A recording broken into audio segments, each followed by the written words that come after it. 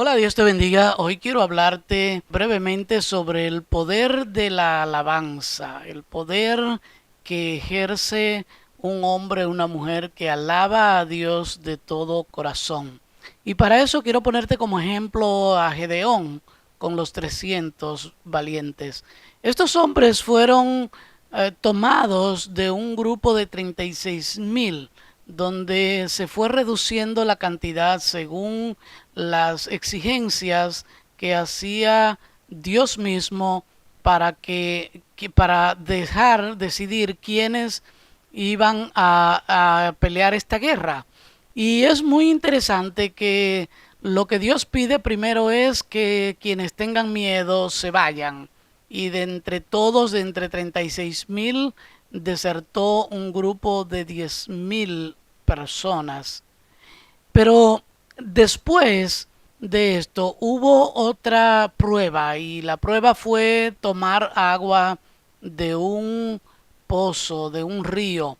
Y en este lugar el que tomara agua como Dios dijo que lo hicieran eran quienes se quedaran. Quienes se quedaron fueron únicamente 300 hombres y estos hombres fueron usados para ganar la batalla frente a un ejército enorme de dos grandes ciudades que le hacían la guerra a Israel. Todo este relato nos lleva a pensar algo muy interesante. Los hombres que fueron entresacados de entre 36,000, lo primero que se le tomó en cuenta fue el temor que pudieran tener. Los que tenían miedo se fueron, decisión propia. Pero el segundo grupo se fue por una decisión de Dios. El que no tomó agua del río como Dios lo exigía, tuvo que desertar de la batalla, o sea, fue excluido del grupo que pelearía la batalla. Y la exigencia era algo muy sencillo, era tomar agua con la mano y llevarse el agua a la boca. Esto tiene una connotación muy interesante y es que el que toma agua con una mano y la lleva a la boca, en la otra mano puede sostener su espada. Pero el que afinca las dos manos en tierra para bajar a tomar el agua con la boca del río, obviamente para poder hacerlo tiene que soltar su espada.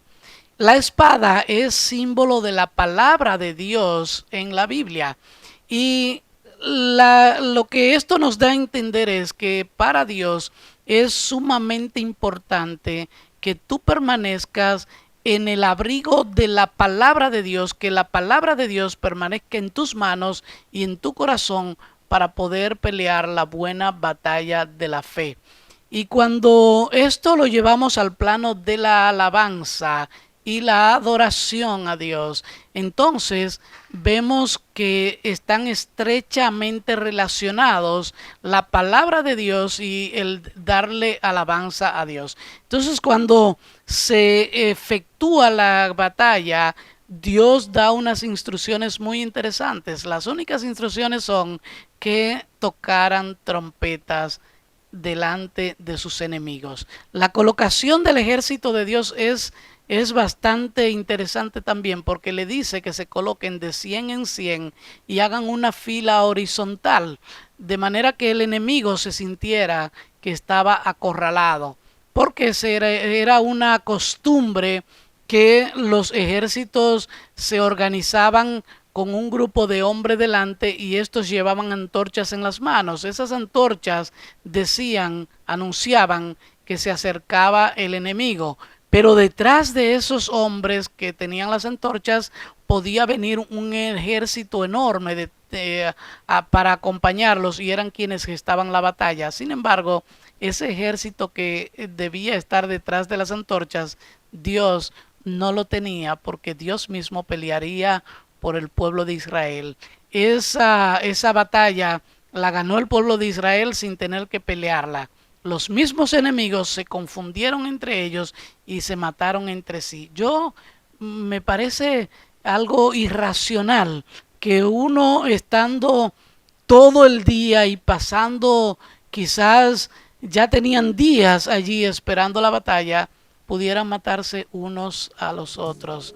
Y y quizás por el temor que tenían de ese ejército que venía por ellos. Sin embargo, lo que le dio la victoria al pueblo de Israel fue la actitud de alabanza a Dios. Tocaron bocinas, tocaron trompetas, pero eran hombres que no soltaban la espada para tomar agua. Y esa es la actitud que Dios anda buscando hoy en día en hombres y mujeres que se hacen llamar adoradores del reino. Dios te bendiga.